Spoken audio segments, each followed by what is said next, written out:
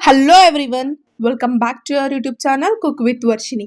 And ఈ రోజు అయితే ఎమ్మి టమోటా కర్రీని ఎలా చేసేసుకుందామో చూసేద్దాం. ముందు ఎక్కడైతే నేను 3 టేబుల్ స్పూన్స్ ఆఫ్ ఆయిల్ వేసేసుకున్నాను అనమాట. అలాగే జీలకర్ర ఆవాలు, ఎల్లుల్లిపాయలు, పచ్చిమిర్చిలు వేసేసుకుందాం.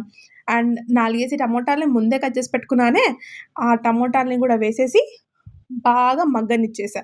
దాంట్లోకి కొంచెం చిటికెడు పసుపు, తగినంత ఉప్పు, తగినంత కారం వేసేసుకొని, ఇక్కడ మనం కారం అయితే వేసేసుకున్నాం కదా, అలా కలిపేసేసుకుందాం.